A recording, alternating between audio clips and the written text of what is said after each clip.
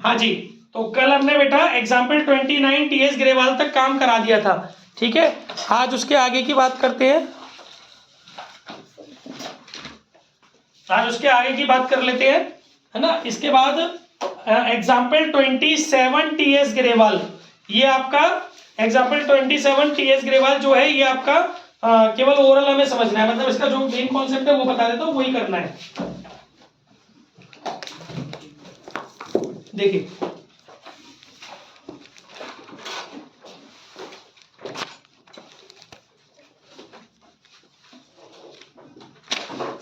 Example 27 latest edition,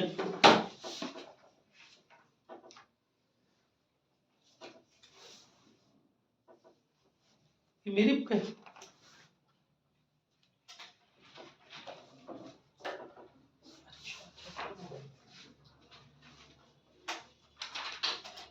देखिए example 27 में क्या है बेटा, सब कुछ आपको बता चुके पहले भी। इसमें एक लाइन बोली गई है कि 10% of the net divisible profit, 10%, भूमिका अब अलर्ट हो जाओ, एचपीजीसी पढ़ाई पे अलर्ट हो जाओ, भूमिका 12 से 12th class. 10% of the net divisible profit is to be set aside to journalism. ये लाइन क्या बोल रहा है, इस लाइन का मतलब है, देखो उसने एक वर्ड यूज किया है नेट डिविजिबल प्रॉफिट। तो नेट डिविजिबल प्रॉफिट का मतलब होता है, पहले तो डिविजिबल प्रॉफिट का मतलब समझो। डिविजिबल प्रॉफिट आता है पीएनएल एप्रोप्रिएशन का जो बैलेंस आ रहा होता है ना, उसको डिविजिबल प्रॉफिट बोलते हैं। क्रेडिट साइड के टोटल में से डेबिट साइड का टोटल घटा करके जो हमारा पीएनएल एप्रोप्रिएशन का बैलेंस आता है उसको हम लोग डिविजिबल प्रॉफिट बोलते हैं। और नेट डिविजिबल प्रॉफिट है मतलब इस प्रॉफिट में से, हाँ जी, तो ये हिल रहा है, ये आपके बैग से हिल रहा है अंदर बेटा। इसके बाद हाँ, तो डिविजिबल प्रॉफिट मैंने बता दिया। नेट डिविजिबल प्रॉफिट का मतलब है कि अभी इसमें से आपका जो जर्नलिज्म में ट्रांसफर करना है वो भी माइनस करना है आपको। तो आपका ये वाला जो क्वेश्चन है जब आप सॉल्व करोगे तो इसमें डिविजिबल प्रॉफिट तो आएगा 7,70,000। मैंने बता भी दिया आप लोगों को कि कैसे आता है डिविजिबल प्रॉफिट। क्रेडिट साइड के टोटल में से डेबिट साइड का टोटल माइनस करके डिविजिबल प्रॉफिट आ जाएगा। इसका 10% नहीं निकालना आपको। अगर डिविजिबल प्रॉफिट पे निकालते तो इसी पे निकाल देते यो करके। नेट डिविजिबल प्रॉफिट मतलब इसमें ये वाला परसेंटेज जोड़ दो, 10 में ही 100 जोड़ के 110, तो ये आपका 70,000 आ जाएगा। तो 7,70,000 में से अगर आप 70,000 घटा लेते हो ना, ये जो 7 लाख बचा ये होता है नेट डिविजिबल प्रॉफिट। लेकिन आपके पास ये तो पहले से था नहीं, तो आपने विदाउट एनी इंफॉर्मेशन नेट मतलब without the presence of net divisible profit आपने क्या किया, डिविजिबल प्रॉफिट पे ही निकाल दिया। क्योंकि नेट डिविजिबल प्रॉफिट तो सबसे लास्ट में आता है after charging such general reserve. लेकिन we have not net divisible profit in the absence of net divisible profit. Divisible profit पर ही हम लोग कैलकुलेट करेंगे, लेकिन वहां पर फॉर्मूला लगा देंगे। नेट डिविजिबल प्रॉफिट पर कैलकुलेट अगर हमें करना हो तो हम फॉर्मूला लगा देंगे जनरल रिजर्व के लिए, divisible profit into rate upon 100 plus rate. उस लॉजिक से हम लोग जनरल रिजर्व जो ट्रांसफर करना है वो निकाल लेंगे। ठीक है, यही था इस क्वेश्चन में। ये कॉन्सेप्ट लिख लेना, सॉल्व कर लेना, आगे बढ़ते हैं। अब इसके बाद हमारा अगला क्वेश्चन है एग्जाम्पल 26 टीएस ग्रेवाल। इसमें वही वाली बात है, 10% of the divisible profit is to be set aside of general reserve. तो इसमें डायरेक्टली इसी पे 10% निकल आएगा। ठीक है, चाहो तो कर सकते हो इस क्वेश्चन को, चाहो तो मत करना। कॉन्सेप्ट तो मैंने बता ही दिया, क्योंकि कॉन्सेप्ट तो दोनों लिख ही लोगे। इसके बाद नेक्स्ट है हमारा एग्जाम्पल 24 टीएस ग्रेवाल।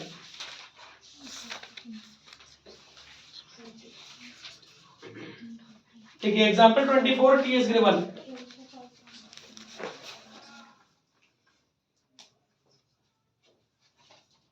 कॉपियां डेली इसलिए भी लानी है क्यों, देखिए थोड़ा अच्छा क्वेश्चन है ये वाला।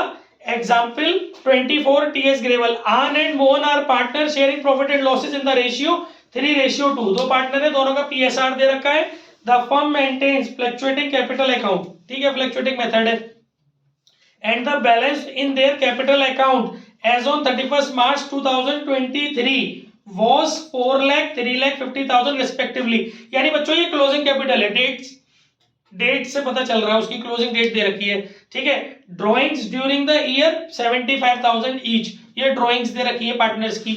As per partnership deed interest on capital at the rate 10% on opening capital had been allowed to them, यानी कि इस बार जो क्लोजिंग कैपिटल से ओपनिंग कैपिटल हम बनाएंगे वहां पर आईओसी को भी कंसीडर करेंगे। पिछले क्वेश्चंस में हमने एक भी क्वेश्चन ऐसा नहीं किया जिसमें आईओसी मतलब किया है लेकिन इतना टफ नहीं किया था, लेकिन आज तो अलग ही तरीके की कैलकुलेशन है। मुझे कैसे पता चला? जब इसने ओपनिंग से क्लोजिंग बनाई है तो ये आईओसी पार्टनर्स की कैपिटल में क्रेडिट कर चुका है। सर आपको कैसे पता? उसमें लिखा हुआ है ओपनिंग कैपिटल, यहाँ लिखा है last line, as per partnership deed interest on capital at the rate 10% on opening capital had been allowed, यानी कि ये काम हो चुका है, had been allowed. It means कि आपको क्लोजिंग बैलेंस दिया हो कैपिटल का, इट मींस कि उसके अंदर आईओसी इंक्लूडेड है, तो उसका एक्सक्लूजन करते हुए किस तरीके से करना है, थोड़ा सा कैलकुलेशन अजीब सी है, तो देख लेते हैं। आगे एक लाइन और दी क्वेश्चन के अंदर, calculate opening capital of partners given that net profit during the year 2022-23 was 2,25,000, show your working clearly. चलिए बुक पेज पलट दीजिए।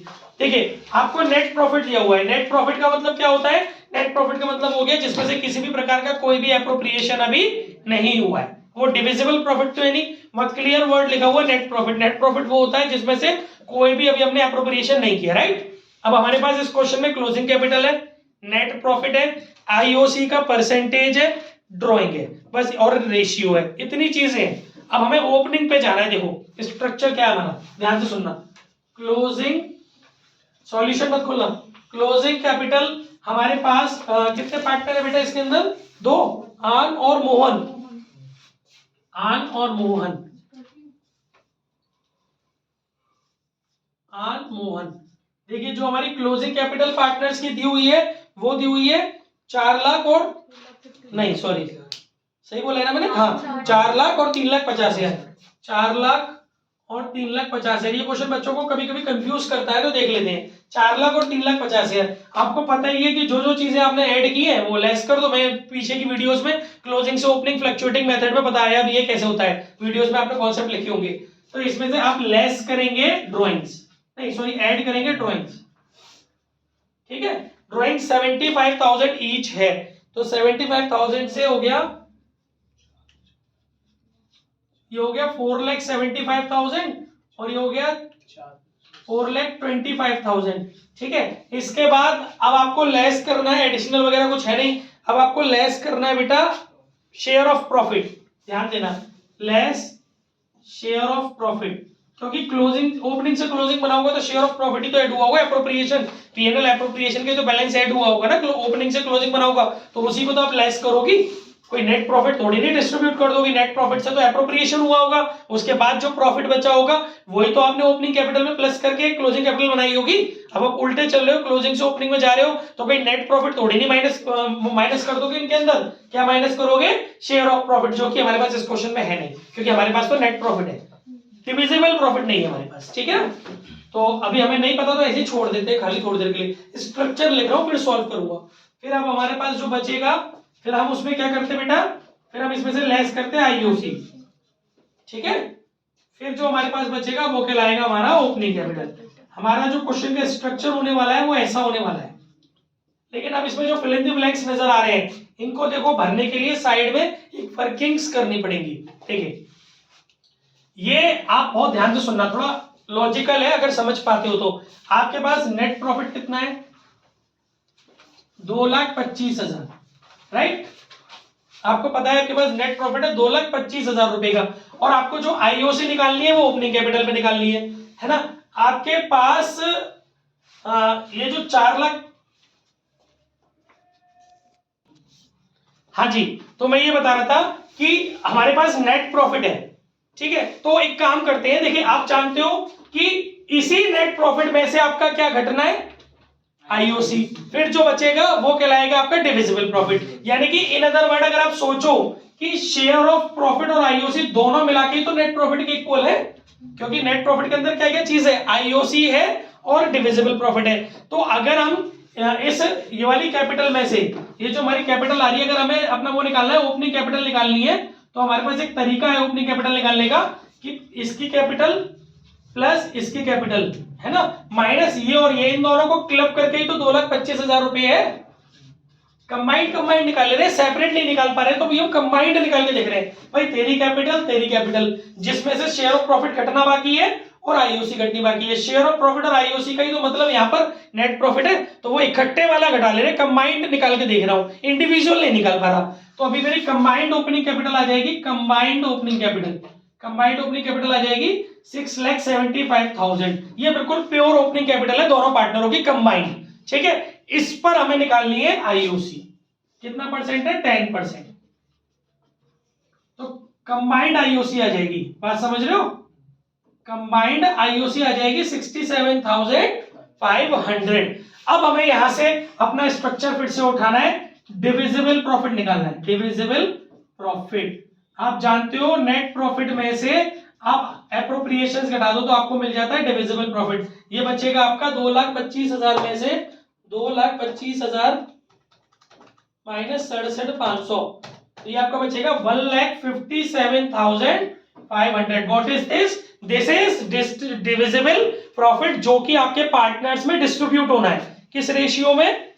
3:2 में। तो आपको इनके प्रॉफिट मिल जाएंगे, एज प्रॉफिट 1,57,500 इंटू 3/5 और एम्स प्रॉफिट 1,57,500 इंटू 2/5, तो ये आ गया डिवाइड बाई 5 इंटू 3, ये आ गया 94,500 और ये आ गया आपका डिवाइड बाई 3 इंटू 2, ये आ गया आपका 63,000। ठीक है, ये आप उठा के यहाँ ले लो, दो फिल इन द ब्लैंक्स मिल गए, 94,500 और 63,000। समझ में आ गया ना? बस यही लॉजिक था इसके अंदर, यही सारा खेल था और बहुत इजी हो गया क्वेश्चन। फिर जिसको कॉन्सेप्ट आते हैं वो किसी भी तरीके से खेल कर लेगा क्वेश्चन के साथ। ठीक है, इसमें से इसको माइनस करेंगे, 475 में से जब हम माइनस करेंगे भाई 4,75,000 माइनस 94,500, तो हमारा आ गया भाई 3,80,500, 3,80,500। ये क्या आ गया? Opening capital with IOC. ठीक है ना, 3,80,500 और ये कितना बचा भाई? 4,25,000 में से 63,000 हमने माइनस करे तो हमारा बचा 3,62,000। ठीक है, अब आप जानते हो इसके अंदर आईओसी का परसेंटेज मिला हुआ है, तो 10/110 करके निकाल लो, है ना। इसको कैसे निकाल सकते हो? 3,80,500 इंटू 10/110, 3,80,500 इंटू 10 डिवाइड बाई 110, ये आ गया तुम्हारा 34,590, 91 राउंड अप करके। ठीक है, 34,591, राइट। और दूसरे को इसमें से घटा लेना, 67,500 में से इसे घटा लेना, चाहे वैसे निकाल लेना, बात वही आएगी।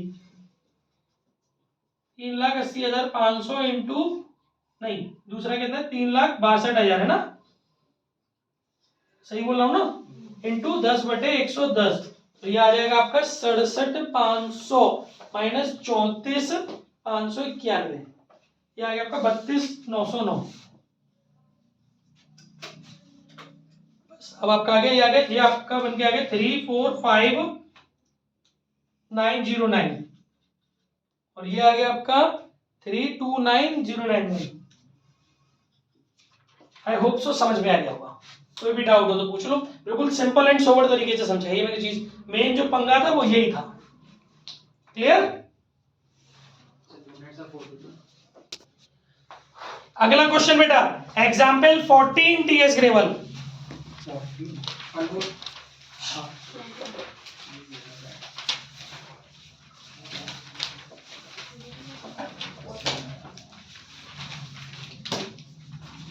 देखिए एग्जाम्पल 14 में क्या कह रहा है बेटा, ये कह रहा है Ajay and Vijay are partner sharing profit in the ratio 3:2। दो पार्टनर है, इनका रेशियो दे रखा है 3:2। आगे बोला है Ajay is a non working partner. ध्यान दीजिएगा, ये वाला टॉपिक अभी तक किसी क्वेश्चन में नहीं आया है, तो अभी इस वाले क्वेश्चन में आएगा ये वाला topic. Ajay is a non working partner and contribute 20 lakh rupees as his capital. मतलब अजय हमारा नॉन वर्किंग पार्टनर है और 20 लाख रुपए की कैपिटल कंट्रीब्यूट कर रहा है। काले काले से आ रहे हैं इसमें, थोड़ा इसका एक्सपोजर बढ़ा दें, आप गोरे हो जाएंगे। लॉक तो कर दिया है, पर ब्राइटनेस लॉक तो कर दी, ज्यादा गाइड अब सही है ना, थोड़े काले से नहीं लगेंगे, अभी ब्याह शादी होने। देखिए, तो बेटा Ajay is a non working partner and contribute 20 lakh rupees as is capital. भैया अजय ने 20 लाख रुपए की कैपिटल कंट्रीब्यूट करनी है, ठीक है। Vijay is a working partner of the firm, the partnership deed provide for IOC at the rate 8% per annum. यानी एक पार्टनर ने तो कैपिटल लगाई है, जो नॉन वर्किंग पार्टनर है उसने तो कैपिटल लगाई है, और जो वर्किंग पार्टनर है उसने नहीं लगाई कैपिटल, कोई बात नहीं है, ठीक है। और इनकी जो आईओसी मिलेगी वो 8% पर एनम मिलेगी, और सैलरी मिलेगी वर्किंग पार्टनर को 8,000 रुपए पर मंथ। मतलब नॉन वर्किंग पार्टनर को मिलेगी आईओसी और वर्किंग पार्टनर को मिलेगा सैलरी, ठीक है। Profit before providing IOC and partner salary for the year ended 2023 was 80,000। हमारी फर्म में जो प्रॉफिट आ रहा है वो 80,000 रुपए का है। मतलब ये वो नेट प्रॉफिट है जिसमें से कोई एप्रोप्रिएशन अभी नहीं माइनस हुआ, ठीक है।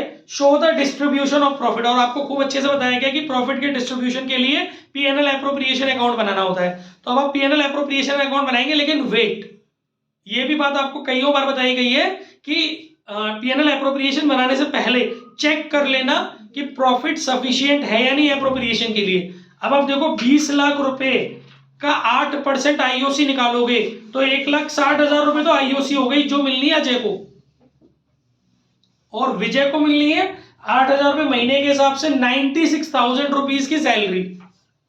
तो भैया ये तो टोटल बन गया 2,56,000 रुपए। भाई हमारे पास तो केवल 80,000 रुपए के प्रॉफिट है और एप्रोप्रिएशन एक से ज्यादा है। तो ऐसी सिचुएशन में जब एक एप्रोप्रिएशन है वो तो मैं पीछे करा चुका हूं वीडियोस में, लेकिन अब एक से ज्यादा एप्रोप्रिएशन है और प्रॉफिट सफिशिएंट नहीं है, ऐसी सिचुएशन में एप्रोप्रिएशन की एंट्री नहीं होगी, सीधा की सीधा पार्टनर वाइज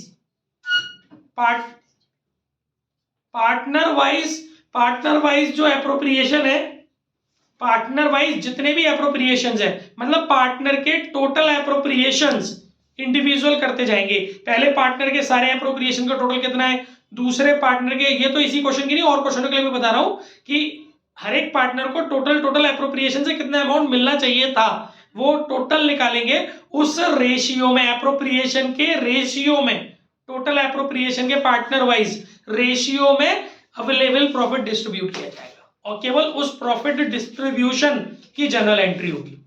तो यहां पर आपका एक एक पार्टनर को केवल एक ही एक एप्रोप्रिएशन मिल रहा है, पहले वाले को आईओसी मिल रही है तो दूसरे वाले को सैलरी मिल रही है, तो टोटल एप्रोप्रिएशन वही हो गया।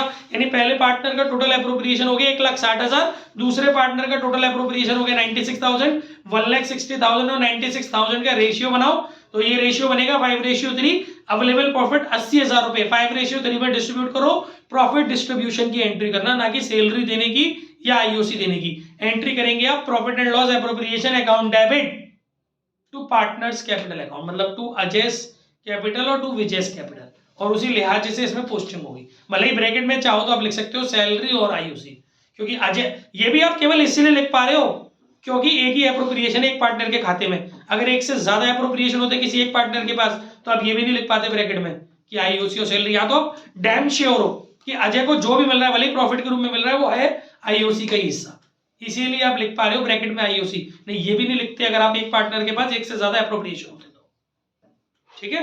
ये भी हो गया क्लियर।